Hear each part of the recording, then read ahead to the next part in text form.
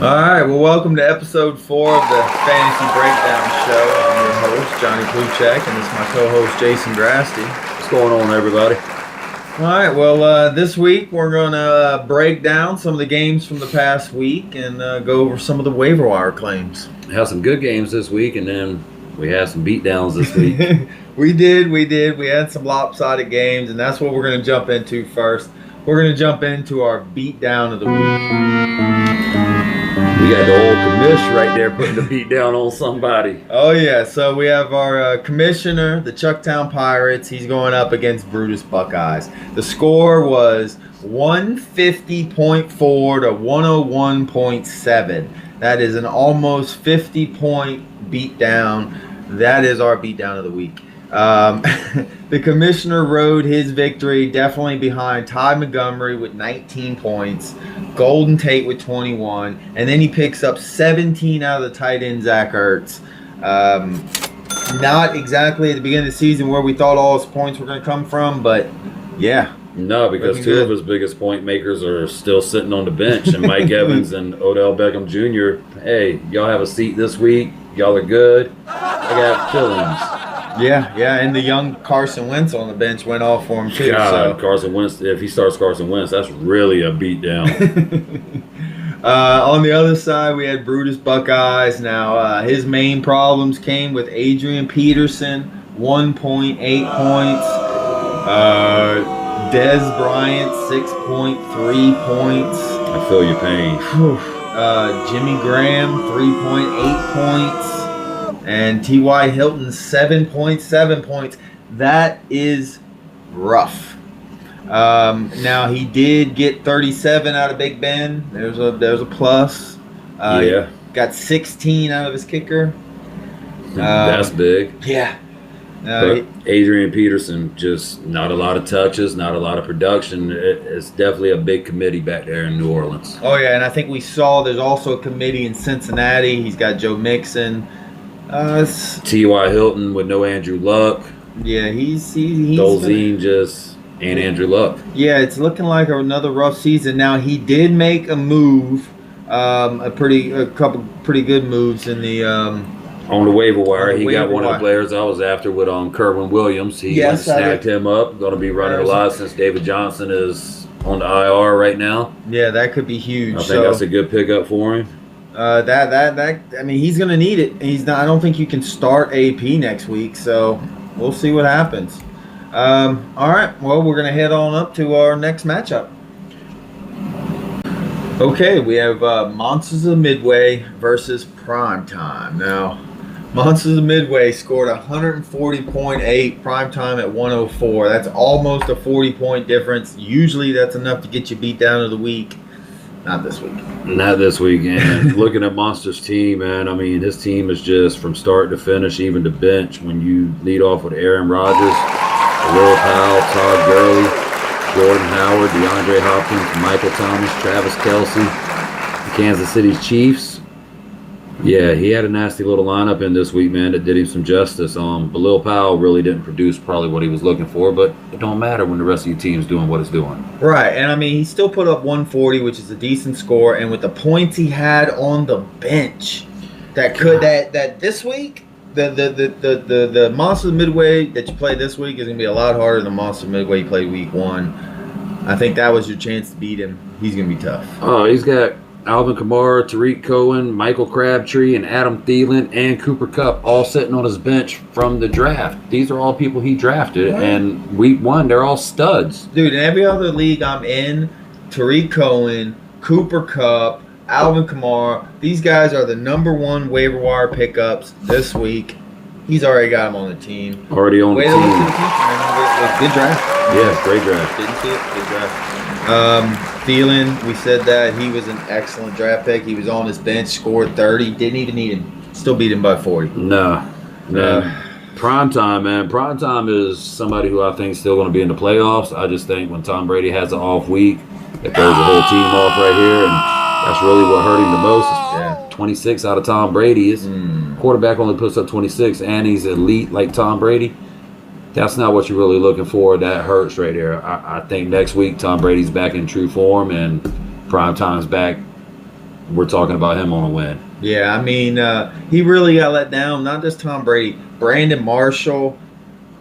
I traded in Brandon Marshall last year just to get him off my team, man, because after 2 years ago he was great. Last year, kind of phased out. He's getting older. And then you had Greg Olson. I think the Greg Olson thing was just more game script. They were up. They were beating them. Let's let our little rookie running back and Jonathan Stewart get some touches and run the ball right here and control the clock. And, yeah, Greg Olson definitely puts up better numbers for you any other week.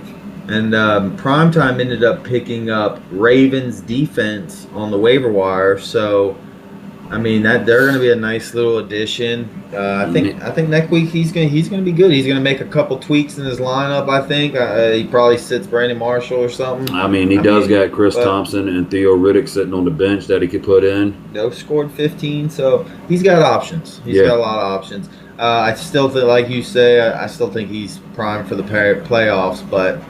Yeah, I don't think he's in panic mode or anything like that. He's, I got a loss. It's week 1. Last year's champ, let me spot you one. Yeah. All right. Well, we're going to head on to the next matchup. All right. All right. So it's actually your team, G Unit, and Team Beast Mode. Now, this was a 112.90 for G Unit, and Beast Mode was 145.10. Because of a big move right before game time. Yes. When we start with it, we start with Team Beast Mode. I mean, the big pickup, he finds out he can't play Winston. He goes on the waiver wire. He picks up Sam Bradford, puts him in his lineup, 350 yards, 3 TDs. Now he's probably going to keep him rest. 57 points. I mean, in our scoring system, Sam Bradford put up 57 points even. For a guy that you just pick up off the waiver wire or off the free agent market, that is crazy. Went undrafted. Yeah. And then his rookies did exactly what he wanted them to do week 1. I mean, they produced he invested a lot in them, and they paid off for him. Fournette and Cook. Yeah, I mean, if anything, you could say maybe Eric Decker, Tyler Eifert didn't work out for him this week, but he's got people on his bench. He's got Deshaun Jackson that didn't play last week because of the bye, so he's got players on his bench to change that. He's got Randall Cobb that had 9 targets. Yeah. I mean, they was looking at Cobb. So he's going to fill holes. He's looking strong.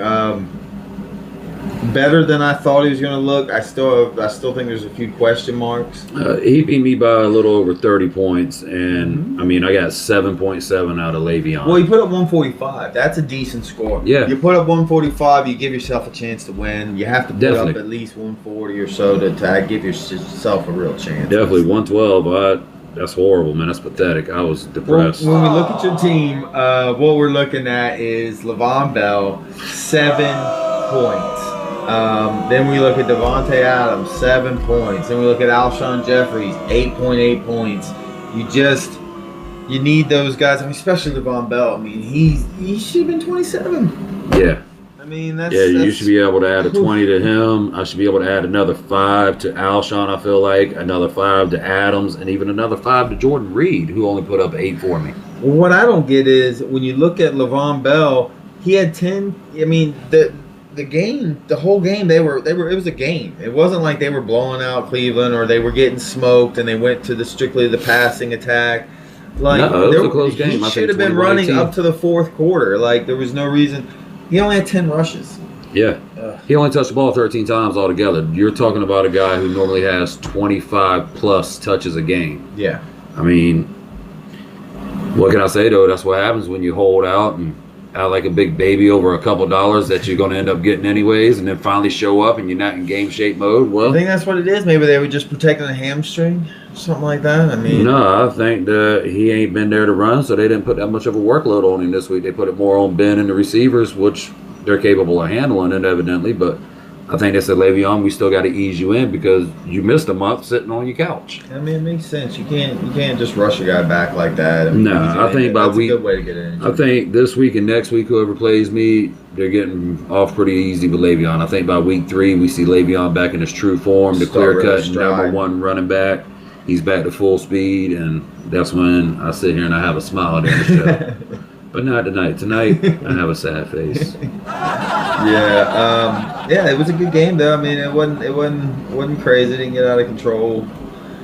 30-point game. What's bad is Beast Mode originally picked up Eli Manning. Had Eli Manning in the lineup because he wasn't able to use Winston because of Hurricane Irma and all. Yeah. Went and picked up Eli at 11:45. I looked at the commission and I said, I can't believe he picked up Eli over Sam Bradford.